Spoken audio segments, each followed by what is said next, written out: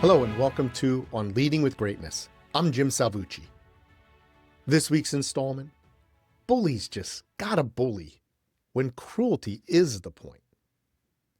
Taking joy in suffering is more human than most would like to admit. Adam Sower, The Cruelty is the Point. One of the hardest things to fathom about bullying is that it often exists for its own sake. By that I mean there's no further point to it, no end game in mind beyond the act of bullying.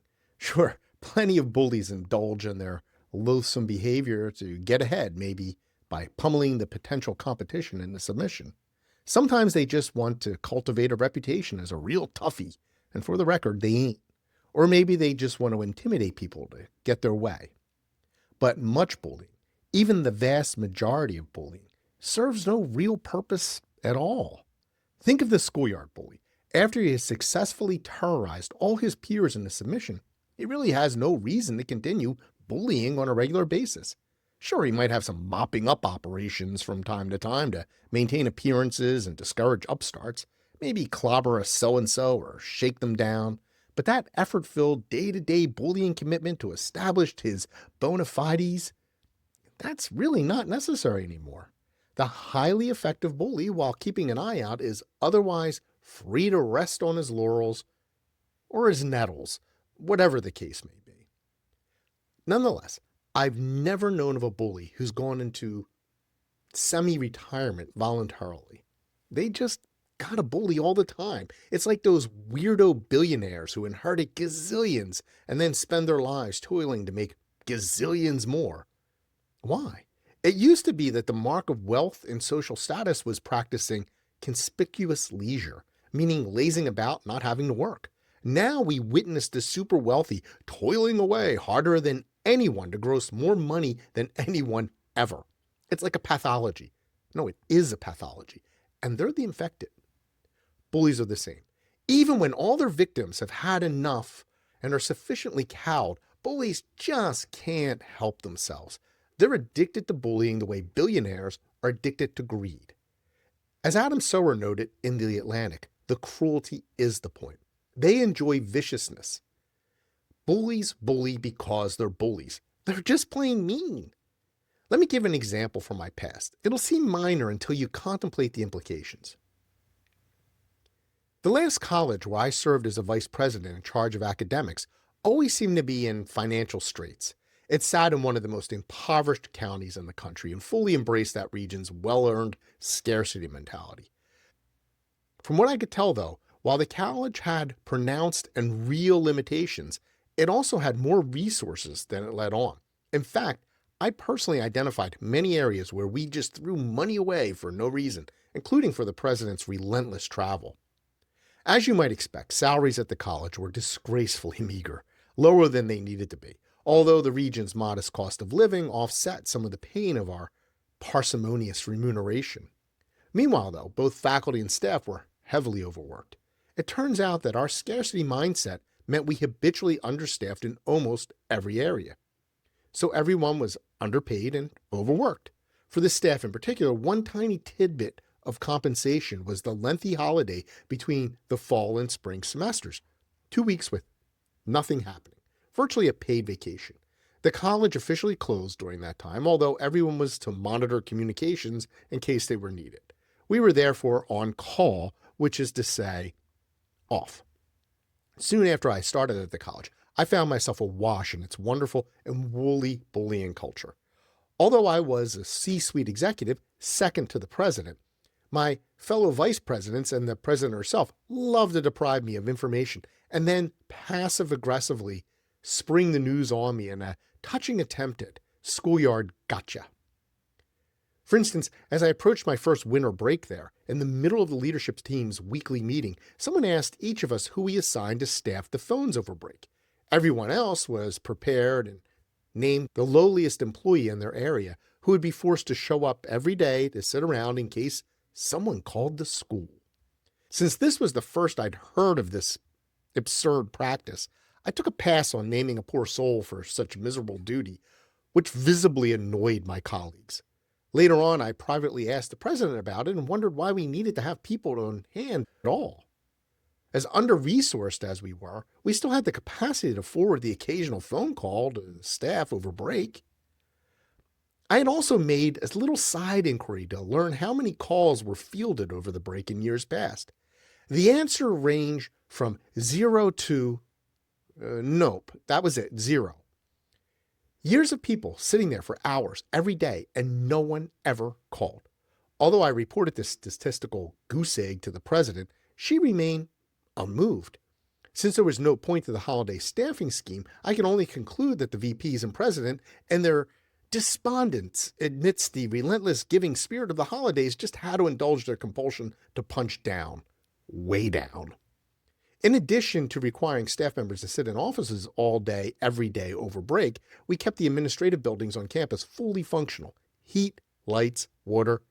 How wasteful, how stupid, how cruel. When I pushed back, the president, to her uncharacteristic credit, told me I could opt out of this ludicrous and wasteful practice, which I did. I instead simply assigned someone to the task of setting up call forwarding and making sure they took any calls, which was the equivalent of, have a great break. In keeping with her strict bullying regimen, 6 months later, during my one and only annual review, the president dinged me for opting out of the policy she had explicitly permitted me to opt out of. That should tell you what it was like working there and how the rest of that review went. Perhaps you have the same question rattling around your head as I did. Why? Why was any of this nonsense necessary? Why did they play games with me about it? Why did they have to burden the lowliest and worst paid staff member at the college by ruining their holiday break? According to the president, the practice started years before when one of the vice presidents, who was a workaholic, was on campus over the winter break. He faced a real crisis, a real pickle of a dilemma.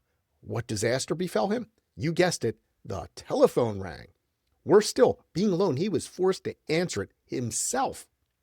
The caller was a prospective student, so the VP concluded that if no one had answered the phone, we would have lost that student, and we just couldn't afford to lose a single student. No one bothered to find out if that particular student ever enrolled. That near calamity became the wire monkey mother of our wasteful, cruel holiday staffing practice. By way of a peace offering to my fellow VPs, I gently recommended that they might want to give call forwarding a try rather than forcing staff members to sit around all day. They coldly nixed that idea because of, this is how we do it. Brilliant. So the question remains, why? The answer is simple. They were bullies through and through, almost to a person, and the leadership of that college, starting with the president, reveled in their culture of bullying. Prying staff members away from their families over the holidays served no other function than to demonstrate the almighty might of the mighty senior leadership team. It was just another opportunity for them to flex their flaccid musculature. It made them feel all warm and tingly inside, I suppose. Even sadists want to feel warm and tingly, right? The cruelty of their scheme, therefore, was the point. They did it because it was mean, which also explains why they were furious with me for daring to offer a logical and obvious alternative. By doing so, I had pulled back the curtain, torn off the lid, laid it all bare. I exposed their farce. In the 2 years I was at that college, the number of calls we got over Christmas was consistent with history. Precisely none. Most people are smart and decent enough not to call a small college when it's closed for the holidays. Expecting someone to answer would be, let's face it, cruel, or at least dumb. While just a small drop in the deluge of cruelty that engulfed that college, I think this practice offers us clarity into the mind of the bully. Too often we assume rational motivations for people's cold-hearted behavior, which obscures the truth and excuses abuse. The fact is, sometimes horrible people do horrible things because that's just who they are. We see this cruelty first agenda everywhere. It drives the behavior of lousy bosses, teachers, government officials, kids, cops, and even entire nations. When cruelty is the objective, neither appeals to reason nor morality will stop the abuse. Acts of cruelty feel good to creeps, and that emotional response locks bullying in as a habit. So when you witness or experience bullying, don't waste your time trying to ascribe or even rationalize the bully's motives. Even if the bullying serves some practical end, such as neutralizing a rival, there are always better and more effective ways to get there. Or maybe don't get there at all if it requires bullying. Bullies choose bullying because bullies just gotta bully. Bullies punch down because they enjoy making others suffer the way normal people enjoy eating ice cream, giving to charity, or having sex. At the most fundamental level, that's the reason bullying exists. Bullies love bullying because of the cruelty. That's the point. I help leaders who reject conventional business wisdom get clear on what great leadership actually requires without tired formulas or guru BS. If you're looking for this sort of leadership help, or just like my writing, send me an email, jim@jimsalvucci.com. For more of my weekly writing, consider becoming a free or paid subscriber. Thanks to my subscribers, especially those of you who have opted to pay. Your support means the world. You can find my book, Greater Than Great, on Amazon. Also, check out my talk for TEDx Clarkstown. Send me your questions or comments.